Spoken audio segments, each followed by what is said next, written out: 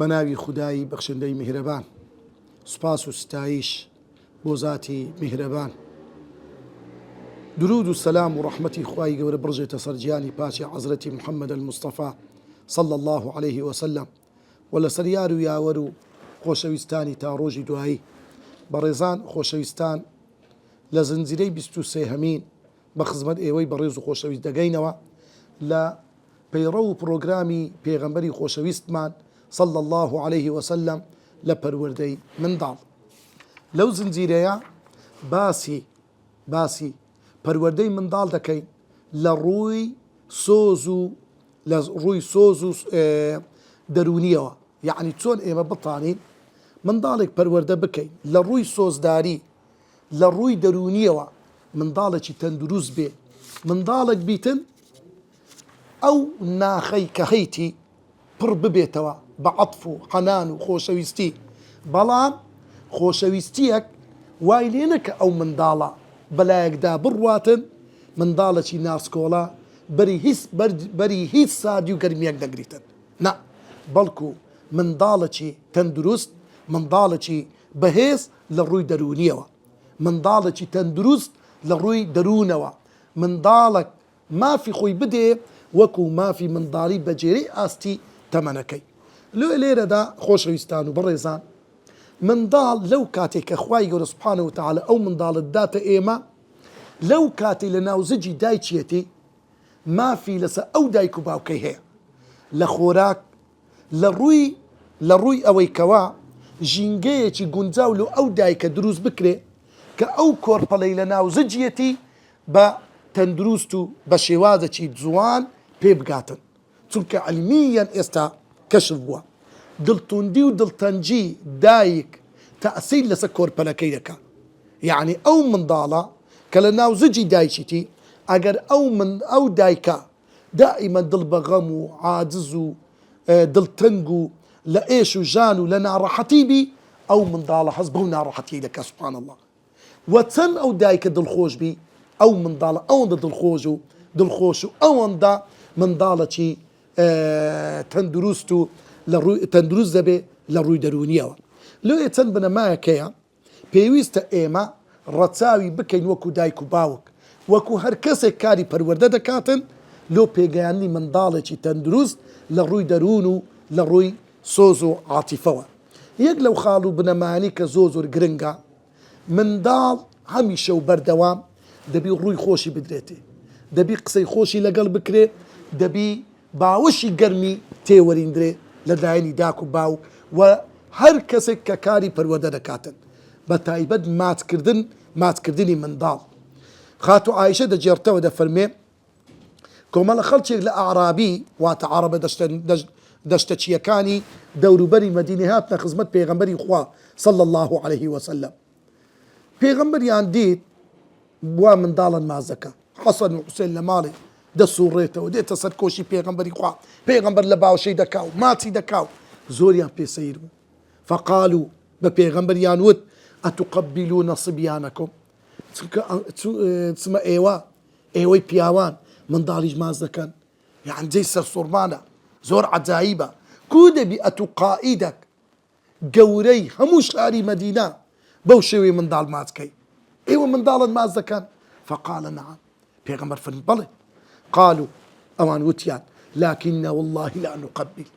والله ئێمەی پیاو هەرگیز بە هیچ شێوەیەک منداڵ ماز ناکەین. کو دەبی پیاو منداڵی ماچکە،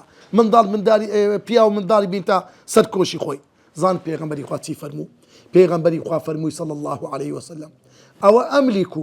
إن كان الله نزع من قلوبكم الرحمة. ئەوجا ئەمن چی بکەم کاتێک کە خوای گەورە ڕەحمەتی لە دڵی ئێوە دەرینایە؟ بزانە یعنی ئێوە خەڵکێکی بێ ڕەحمەت بێ سۆزن، کو دەبی منداڵ عەطف و حەنانی نەدرێتێ. لێ بەڕێزان و خۆشەویستان، یەک لەو شتانی کە زۆر گرنگە ئینسان منداڵەکەی ماچ بکە، لە باوشەی بگری. ئەو منداڵە بەڕاستی زۆر جاری وایە منداڵ زۆر داک و باپەیە دەرێ وەڵڵی هیچ شتێک نمایە لە بۆ منداڵم دەکەم، جرک و بەرجی جوان، خواردنی خۆش، پورە لە هیچ شتێکیان کەم نییە، بەس ئەو منداڵە بەجێم ناکە. نازانم لۆ دەزانین لۆ منداڵە بەجێ ناکە چونکە لە عەطف و حەنانی دایک و باوک بێبەشە. همشتك الدايتي بلام عطف وحنان وسوز الندايتي من ضال أجا خوشتي نبي كوبا جدك إن المحب لمن يحب مطيع أو كسي خوش بجيدك آماده خوي بكاتا قرباني لو أو عطف حنانا زوزور مهمة بنماي دوا لروي پروردي من ضال لبواري پروردي من ضال لروي سوزداري لروي تندرست درونشي تندرست أويش أويا إنسان قالتا وقام كردن لقر من ضال قالتا وقام كردن لقر من ضال لماليا مثلا دانشي لقري ياريا كان مثلا هندق قماني هي لقى قمانا كان لقري دروسكو لقري بو او رسمت دروسكي والله اشتيتي قالت زوانا او هاندان لبو او من ضالا باش داري كردن هندق زار بيويستا انسان لقى من ضالا كي مثلا توبانيك بيشتق بيتن يان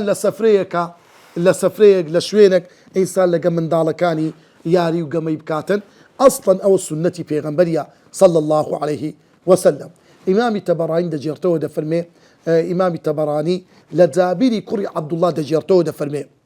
اما لقى پیغمبري خوابي صلى الله عليه وسلم بان كراين لبو خواردنك لبو دعوتك حسين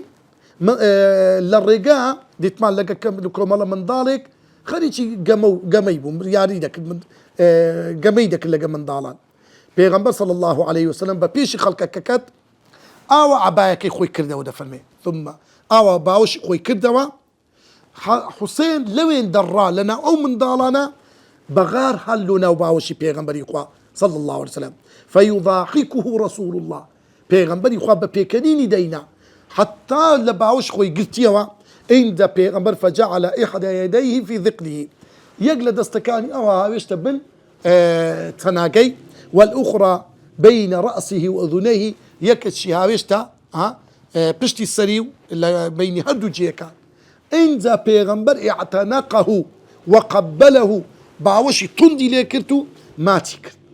أوزا بيغمبر فرموي حسين مني حسين لمنع وأنا منه أمنيج لحسين أحب الله من أحبه خواي قورا كسي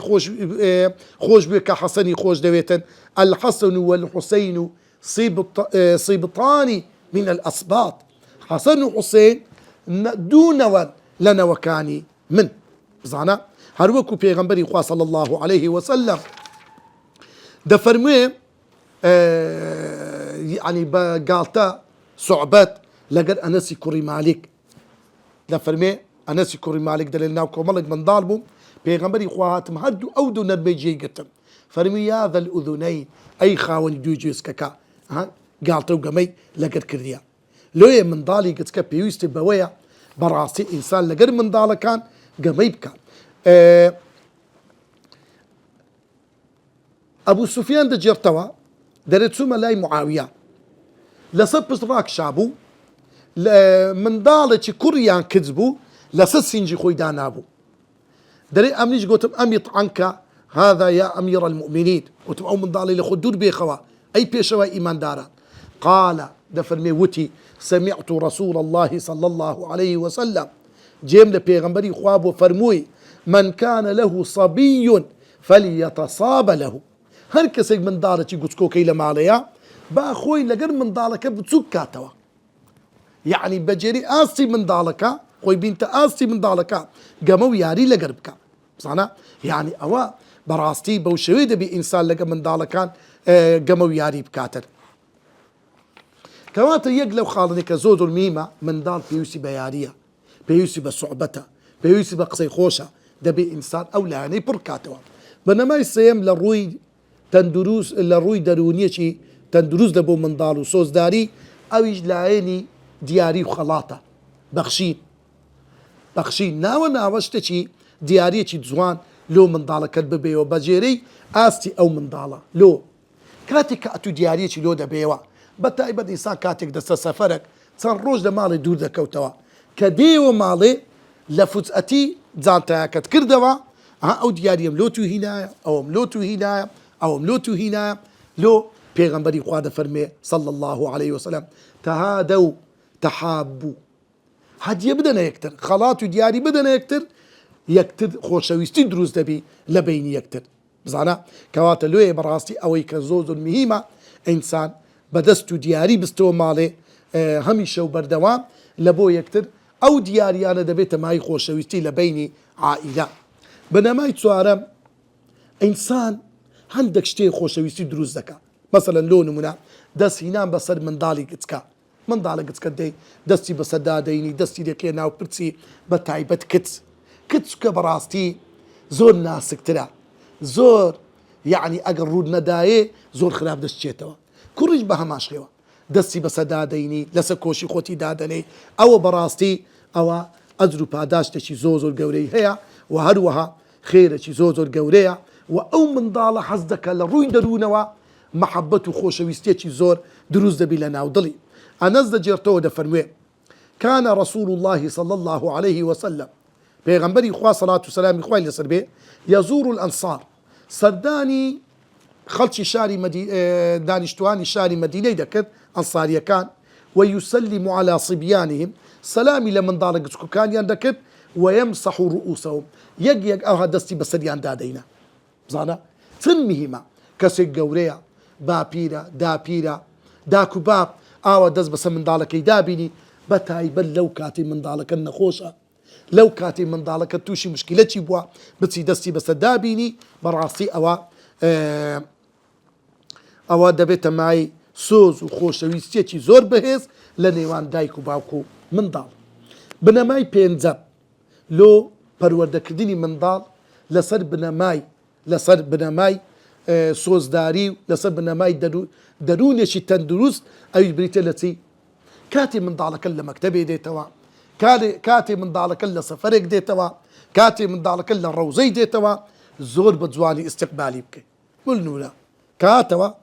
پێی برێ کابزام سەلامت کرد کە سەلامی کرد سەلام عەلەیک ئەو زۆر بەگەرمی سەلامەکە لێ وەگرەوە وعەلەیکم السەلام وەڕەحمەت الله وبەرەکاتوه ڕۆڵە گیان یاخوا بەخێر بێەوە دەوەرە باوش ماچەکەم مرێ ئەو منداڵە بەو شێوە فێری زۆر شتی دەکەی ئەوە بەڕاستی بە جوانی حەز دەکا کە ئەتوو ئیستیقبالێکی زۆر